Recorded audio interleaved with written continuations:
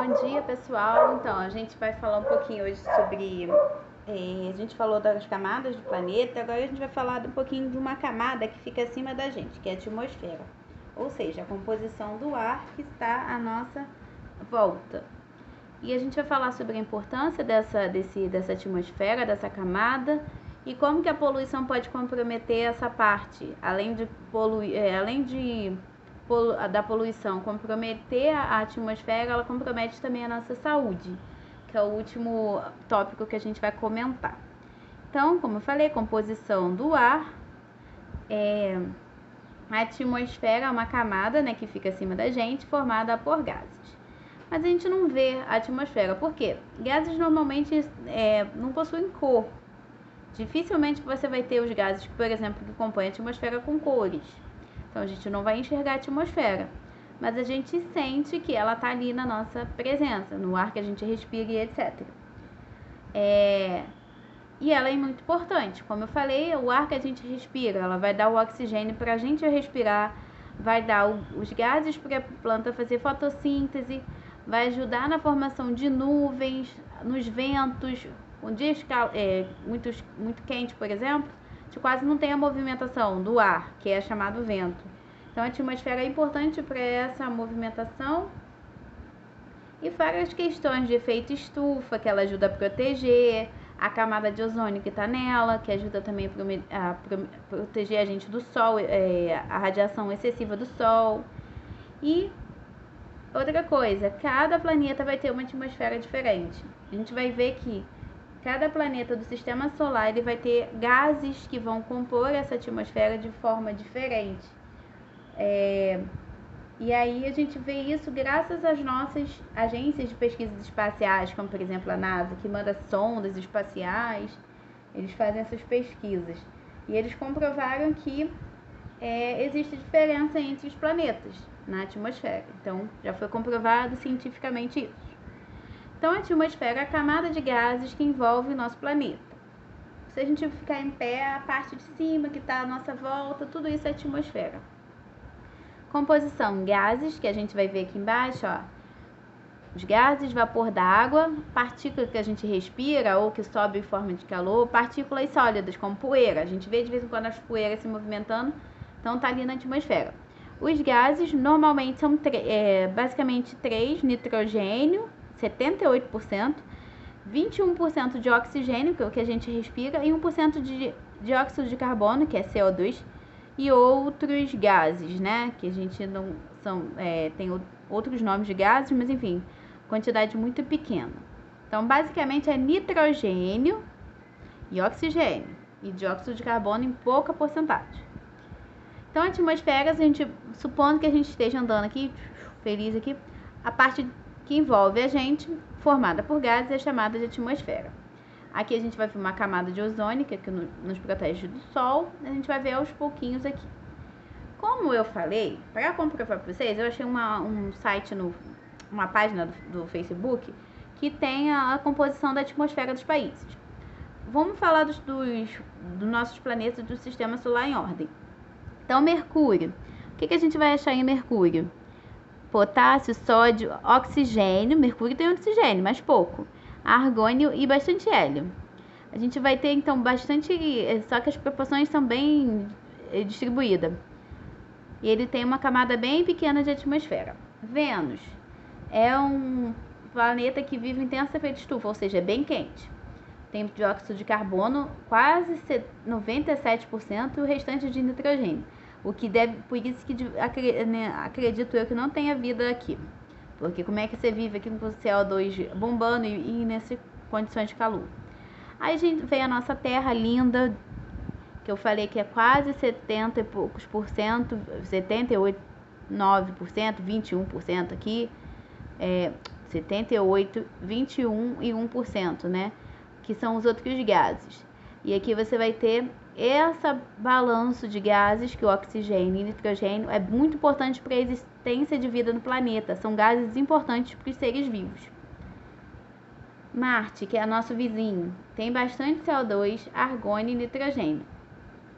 A atmosfera de Marte é cerca de 100 vezes mais fina do que a da Terra, ou seja, tem pouca camada de gás.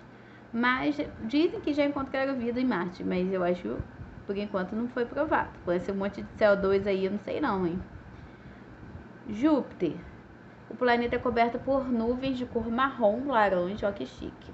Nuvens diferentes. E várias tempestades ocorrem ali. Você vai ter hidrogênio, eu achei essa página muito interessante. Metano, que é um gás bem ruim, ruim para a sobrevivência. Hidrogênio e hélio. Acredito eu também que não tem a vida aí não, que o negócio não é muito bom não. Saturno, venta pra caramba. É uma velocidade 1.800 km por hora. Você tem que ficar segurando. Mentira, ninguém segura nada não. Tem anéis em volta, tem basicamente hidrogênio, hélio e metano também. É bem parecido com o Júpiter. Só as proporções, né, os números que são um pouquinho diferentes. Urano também, você vê que daqui para cá os gases são parecidos. Ele tem 3 camadas, troposfera, estratosferas e termosferas, mas a proporção de metano é 2, hélio é de 15, hidrogênio é de 83. Aqui a proporção é diferente. Aqui também tem muito vento, Netuno. Formam vários cinturões que giram bem paralelo ao planeta, né? Então, 2 países que têm bastante vento, Saturno e Netuno. E os gases são bem parecidos entre Netuno, Urano, Saturno e Júpiter. Os demais são semelhantes em relação a nitrogênio, né? E oxigênio. Mas o nosso planeta, por ter maior proporção de nitrogênio e oxigênio, que a gente já viu, é o que possibilita a existência de vida nesse planeta que é chamado de planeta Água, aquela terra maravilhosa que a gente mora. Eles que lutem as outras pessoas lá dos outros planetas. Então, continuando, a gente falou que a composição do ar dos outros planetas é diferente, né? E a gente tem que pensar na importância da atmosfera. Existe a formação do efeito estufa, que é um fenômeno natural que mantém a superfície da Terra aquecida, ou seja, se você não tivesse o efeito estufa, à noite ficaria frio e aí os seres vivos não conseguiriam sobreviver. Esse efeito estufa são formados por gases, oxigênio, metano e óxido nitroso. Lembrando que você tem o CO2 ali também, que eu não sei porque eu não botei, mas existe o gás carbônico. Por que você intensifica o efeito estufa? Porque você, quando polui, manda muito gás carbônico. E aí esse efeito estufa, a temperatura que devia estar, sei lá, 30 graus, o CO2 aquece mais e aí fica 40 graus. Aí as temperaturas ficam bem quentes. Camada de ozônio. Por que é ozônio? O oxigênio normal é O2, esse doisinho aqui embaixo. O ozônio é o O3. Esse oxigênio aqui, 3, que é o ozônio, ele funciona como um filtro que vai pegar e limitar os raios ultravioletas do Sol que chega à nossa superfície da Terra. E aí ele nos protege contra a radiação excessiva do Sol, o que é bom para evitar, por exemplo, cânceres de pele, problemas de pele, queimaduras e etc. Então a camada de ozônio, o que é importante pensar na camada de ozônio? Ele filtra uma parte desses raios e só uma pequena parte vai atingir a superfície da Terra. Então os altos níveis de radiação que poderiam chegar, eles são contidos por essa camada de ozônio. Então ele é bem importante. E lembrando que algumas substâncias conseguem destruir essa camada de gases no caso, alguns gases conseguem destruir esse ozônio, como o gás que a gente encontra nos aerossóis, nos refrigeradores, indústrias que produzem materiais de plásticos, que é o clorofluorcarbonos, CF6. Esse gás que a gente encontra nas nossas geladeiras, deixar vazar e conseguir chegar à atmosfera, destrói a camada de ozônio. Outra coisa que é a importância da atmosfera, o ciclo da água, que também tem a ver com o clima, que ajuda na formação das nuvens, chuvas, neve, granizo. Então depende do clima. Tem climas que você tem menos formação de chuvas, é mais seco, e tem climas mais úmidos, geralmente os tropicais.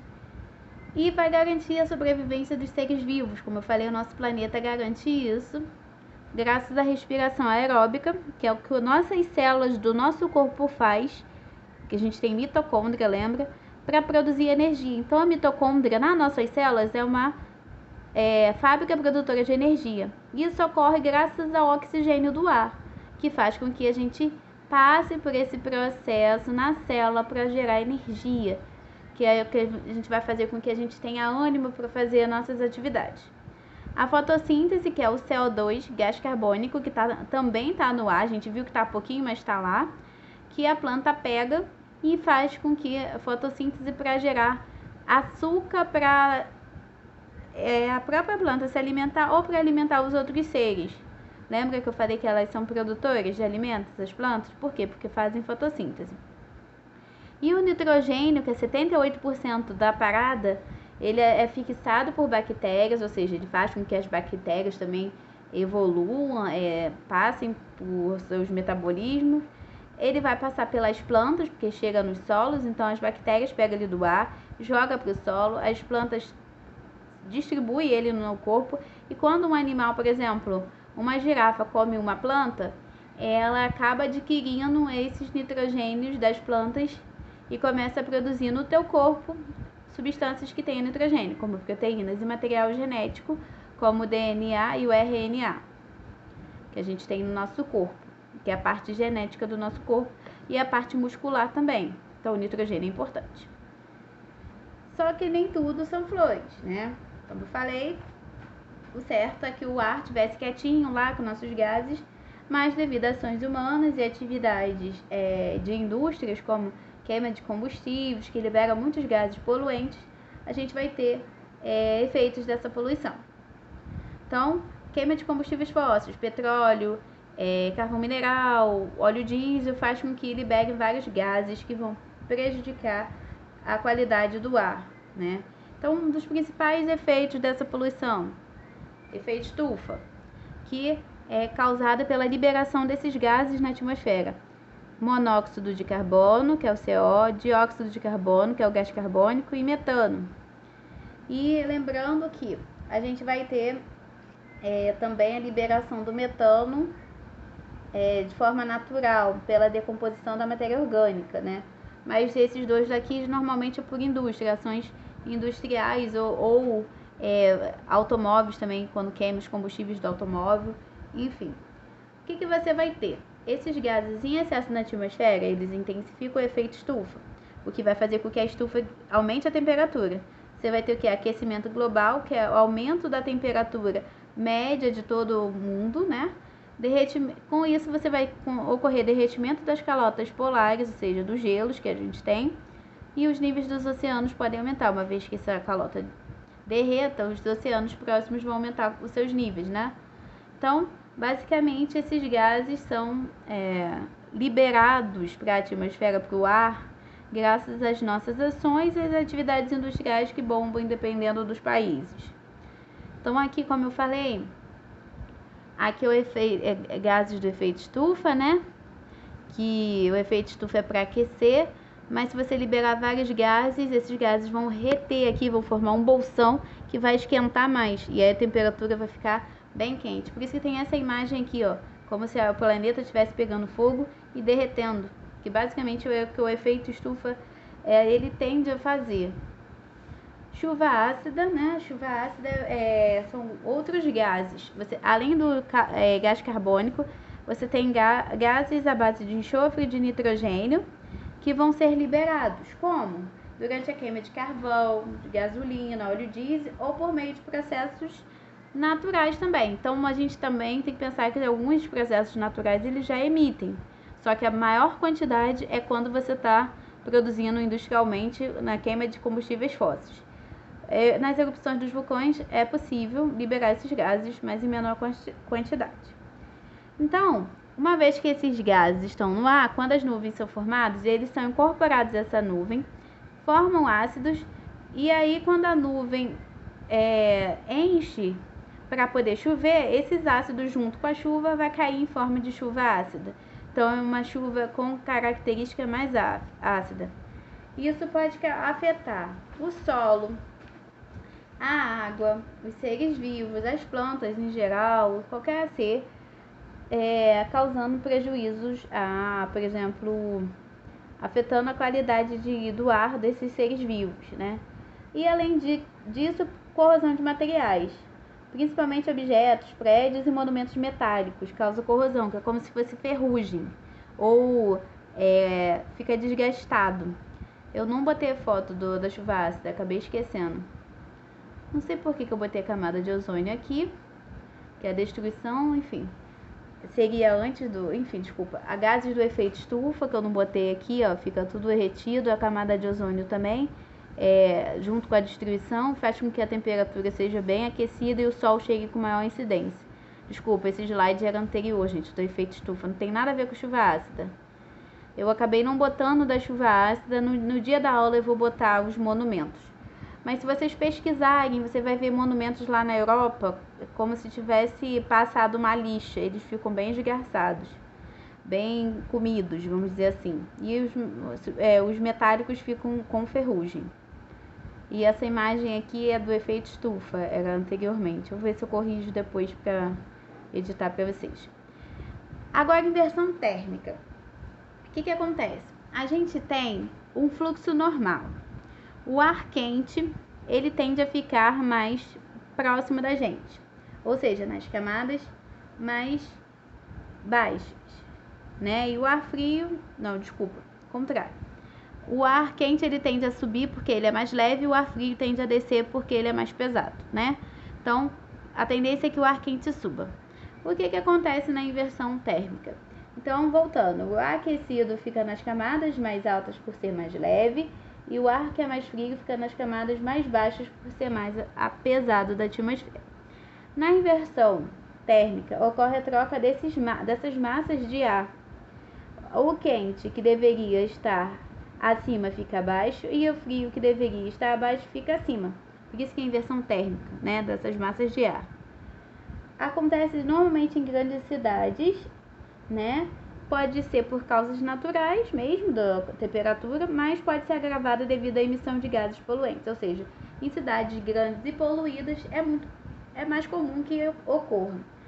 Essa inversão térmica, ela dificulta a circulação dos ventos, o que também dificulta a dispersão de poluentes. Ou seja, é como se fosse uma bola de neve. Uma vez que você tem a inversão térmica, você também faz com que esses poluentes fiquem mais retidos ali e a qualidade do ar fica uma porcaria. Então, fluxo normal, o ar quente deveria subir, porém ele não sobe e não volta, né? Ele não é trocado. E o ar frio deveria ficar, no caso, descer, só que não acontece, o ar quente fica preso aqui, ele não consegue subir para o ar frio descer. E aí o que acontece? Esse ar quente mais leve, o ar frio retido aqui, não deixa dispersar o vento nem os poluentes. E aí você tem uma quantidade de poluente retido aqui. A inversão térmica é basicamente isso. A massa de ar não consegue circular normalmente. E aí essa massa de ar frio, que deveria descer e a do ar quente subir, não sobe. E aí você tem essas características. Tem um ar frio aqui impedindo a circulação dos ventos.